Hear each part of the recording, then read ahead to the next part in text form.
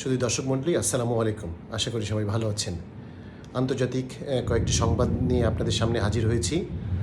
আমি একে একে সংবাদগুলো আপনাদের সামনে তুলে ধরব এবং পাশাপাশি খুব সংক্ষিপ্ত আকারে সেগুলোর বিশ্লেষণ বলব। প্রথম যে সংবাদটা সেটা হচ্ছে, প্রতি বছর ইহুদিরা জেরুজালেম ডে নাম করে একটা দিবস প্রতিপালন করে, যেটা আপনার পূর্ব জেরুজালেম, যেটা ঐতিহাসিকভাবে জর্ডানের অধীনে ছিল।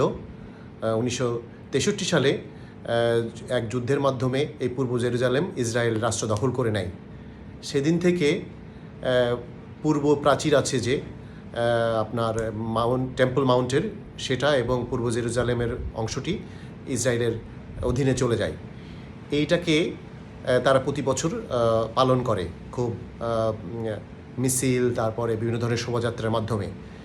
এবছর তারা এই জেরুজালেম ডে পালন করেছে গত 14 তারিখ দিন সারাদিন এবং 15 তারিখ অর্থাৎ বৃহস্পতি এবং শুক্রবারে। তো এখানে দুটো দৃশ্য আমাদের চোখের সামনে এসেছে।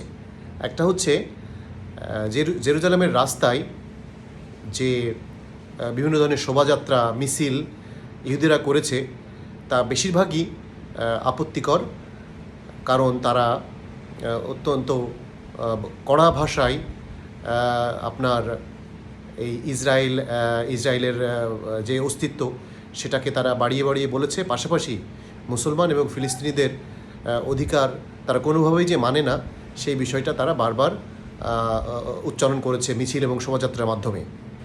তো এটা দেখে আসলে একটু কষ্ট পাওয়ার মতো পরিস্থিতি সৃষ্টি হয়েছিল। কিন্তু একটা দৃশ্য দেখে আবার আমাদের আশাও জাগতে পারে। সেটা হলো, ইসরায়েলের এই জনগণের এক অংশ তারা এই জেরুজালেম ডে এইটার প্রতিপালনকারে তারা সম্পূর্ণ ভিন্ন অবস্থান নিয়েছে। তারা যেটা করছে সেটা হচ্ছে যে ইসরায়েল এবং প্যালেস্টাইন এলাকায় যারা বসবাস করে ঐতিহাসিকভাবে,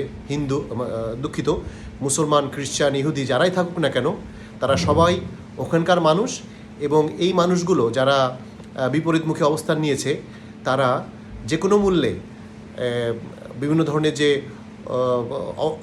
অনৈতিক বা অবৈধ দখল, সেই দখলের বিরুদ্ধে তারা দাঁড়াতে চায় এবং সে ব্যাপারে তারা জীবনের ঝুঁকি নিয়েও বিভিন্ন ধরনের শোভাযাত্রা করেছে, যেটা একটা সুখের দৃশ্য ছিল।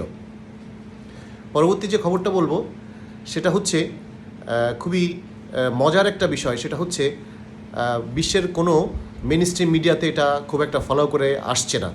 সেটা হলো, গতকাল মধ্যপ্রাচ্যে 2টা পারমাণবিক কেন্দ্র বা পারমাণবিক নিউক্লিয়ার ফ্যাসিলিটিতে বিস্ফোরণ ঘটেছে।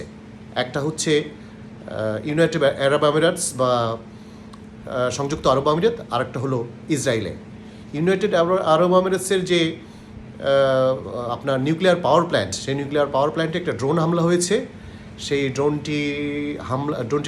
হামলার ফলে ওখানে বড় ধরনের একটা বিস্ফোরণ এবং অগ্নিসংযোগ ঘটে, যেটা কিন্তু মেইনস্ট্রিম মিডিয়াতে আসছে না। এবং এখন পর্যন্ত যেটা জানা গিয়েছে সেটা হলো যে ইউএইর যে আপনার বিস্ফোরণটা ঘটেছে পারমাণবিক বিদ্যুৎ কেন্দ্রে, সেই ড্রোনটি আপনার ইরাকের দিক থেকে আসা। তো আমরা ধরে নিতে পারি যে ইরাকে যে রেজিস্ট্যান্স গ্রুপ আছে ইসরায়েল এবং আমেরিকা বিরোধী, তারাই এই ড্রোনটি হয়তো আপনার পাঠিয়েছে এবং পারমাণবিক বিদ্যুৎ কেন্দ্রে এই ধ্বংসযজ্ঞটা ঘটিয়েছে। পরবর্তী যে ইয়েটা হয়েছে, আপনার বিস্ফোরণটি হয়েছে, সেটা হলো ইসরায়েলের একটা ফ্যাসিলিটি, যেটা ইসরায়েলের সম্ভাব্য পারমাণবিক কেন্দ্র যেটা হিসাবে আমরা জেনে আসছি, সেটা হলো নেগেভ ডেজার্ট, যেটা নেগেভ মরুভূমি। সেই নেগেভ মরুভূমির পাশেই একটা বড় ধরনের বিস্ফোরণ হয়েছে। এবং নিউক্লিয়ার বিস্ফোরণ হলে যে অগ্নিকুণ্ড যে মাশরুম আকৃতি ধারণ করে, সেই মাশরুম আকৃতি এর অগ্নিকাণ্ড ওখানে দেখা গিয়েছে।